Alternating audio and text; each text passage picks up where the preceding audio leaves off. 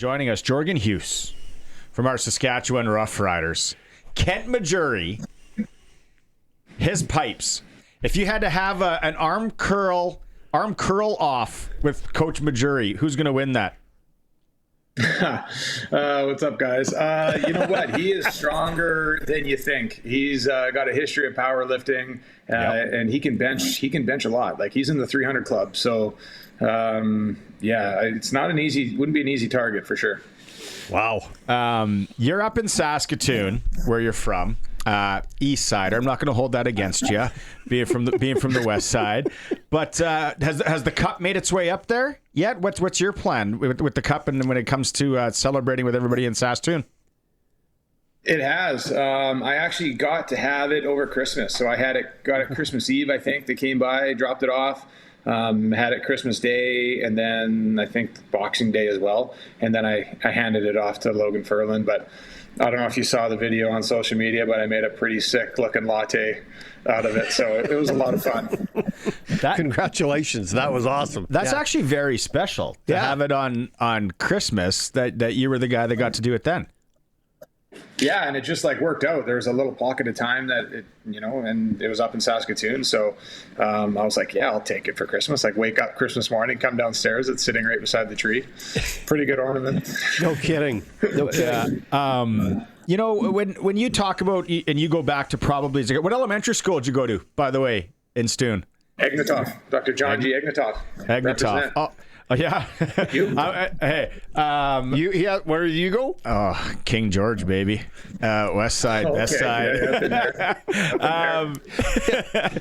but I don't know, man, at Egnatov, but I remember this at King George. I think it was grade 6 or 7 or whatever. Richie Hall came by, talked to the kids, did some reading, all that, signed some autographs, all that. I still have it in a box somewhere, Richie Hall. Now, you guys, and you're in that position. You're giving back. You guys are going to these schools, to the kids and all that.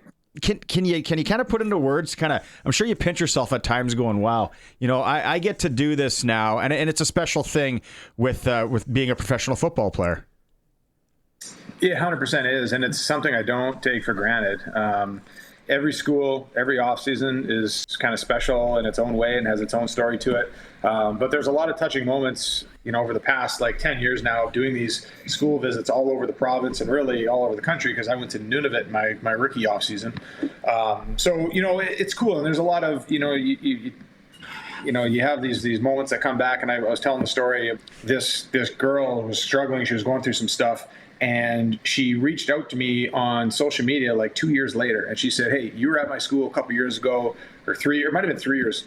And she goes, "I just want to let you know that I took what you said, and it made something to me, or meant something to me, and I made the soccer team, and she made the provincial team." And it was just cool. And there's moments like that happen all the time. And you do, like you said, you pinch yourself, and I don't take it for granted. It's a pretty awesome opportunity that we have. So that's a very cool story. Wow. What is your furthest place? That's a unique story about success, but what is your furthest place? And then a story of something unique happening there, whether they put you in a pierogi eat-off or whatever the case might be that they did with you when you showed up at their small town. I've gone all over the province. Right before Christmas, we were up in and tried to get into Uranium City, but it's always so tough there because the weather over Lake Athabasca. But I mean, I could tell you the northern stories that's a category of its own. There's a lot of stuff that happens up there. We've gone to Nunavut, and so those lots of stories there. But I try and get involved with the school, whatever they're doing. If we're in Fox Valley, I think it was there where they're big on badminton or volleyball, and it's so you try and get involved with whatever they're doing, and hang out and have some fun. Yeah, very rewarding. Let's get into some stuff with you, because I want to know the journey and all that. Egnatov, St. Joe's in Saskatoon. Were you guys a wagon there? Were you part of one of those?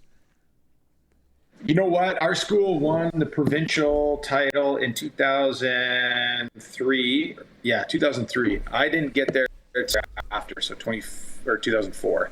graduated in 07.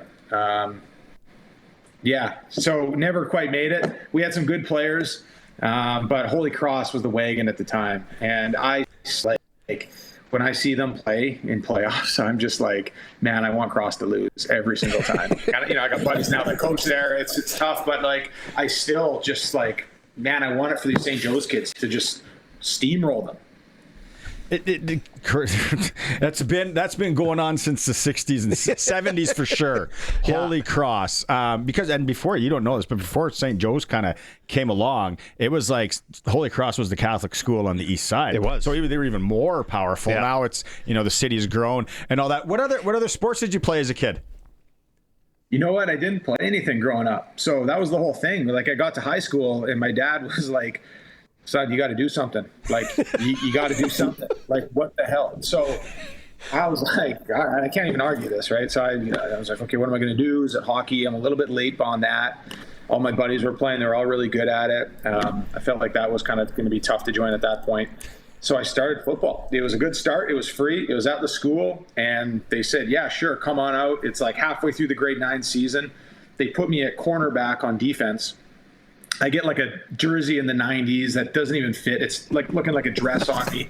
I go out there. I don't know anything about football. I'm the smallest one on the team, and I get ran over. And I'm like, what's going on? Like, this sucks. But then quickly kind of caught on and started talking to more people. And that kind of kept me coming back, I would say, more than anything. And then by grades 10 and 11, I was like, hey, there's something here.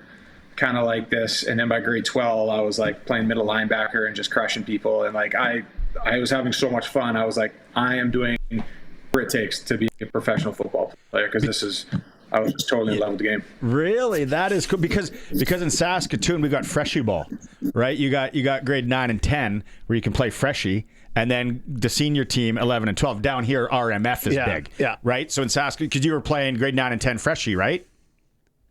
Well, yeah, junior football, yeah. Junior, yeah. Don't insult the man. Yeah. Okay, what I want to know about is the journey from going with Regina Rams to your next stop is the NFL. Like, tell me what that experience was like to go from literally the U of R to the St. Louis Rams. Yeah, it was a jump.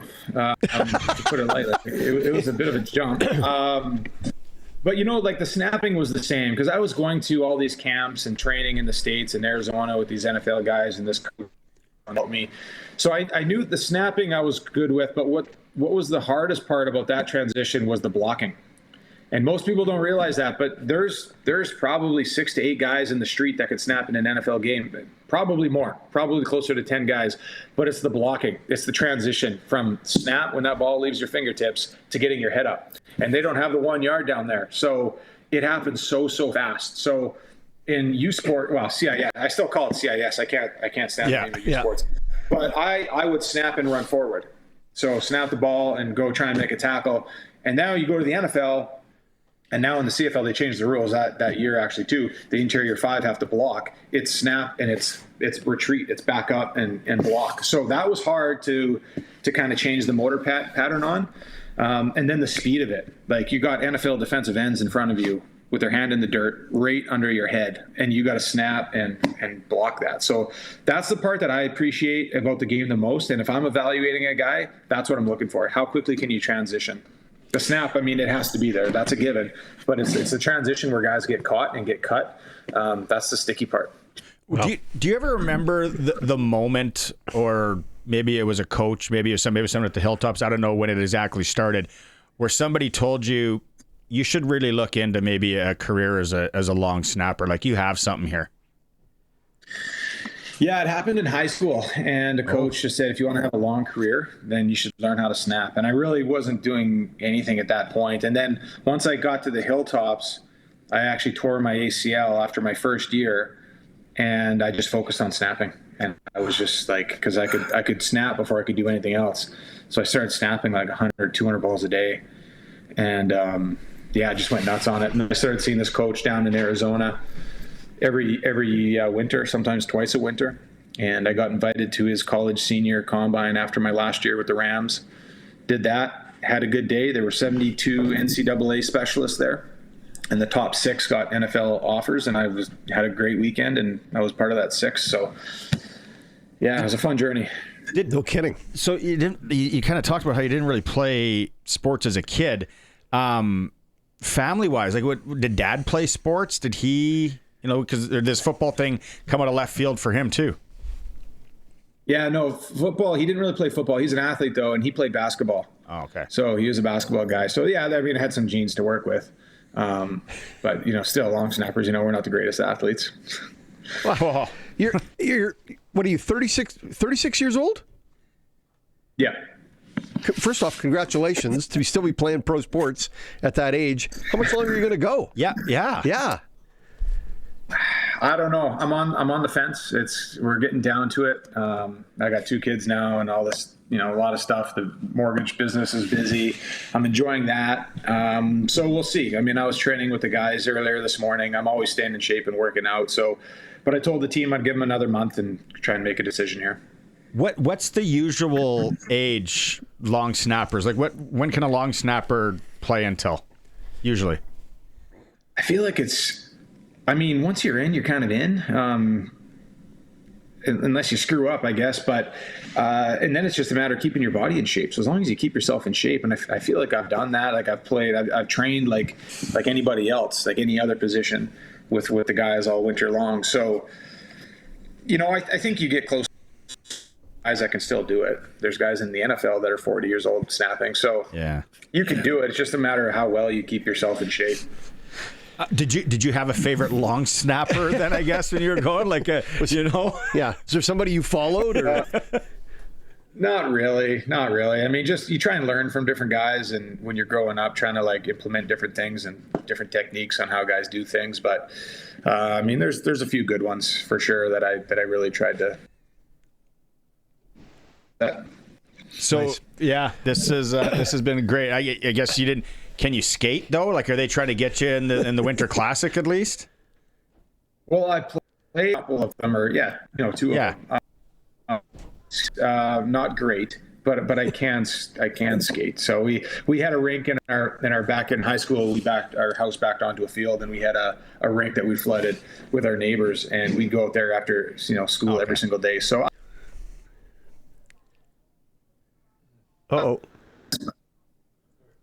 Cool. Jorgen, thanks so much. A lot of fun. Thanks for everything you're doing for the kids too, making those, putting in those miles and doing that, changing lives, because it literally, you help somebody out. Literally is. Yeah. Love the trip down memory lane. Some of the questions I've always been curious to ask. So stay safe there on the east side in Saskatoon. Mull that career over. I know we all want you back. We all want you back here, right? Thanks for doing this today. Hey, appreciate it. Anytime, guys. Thanks.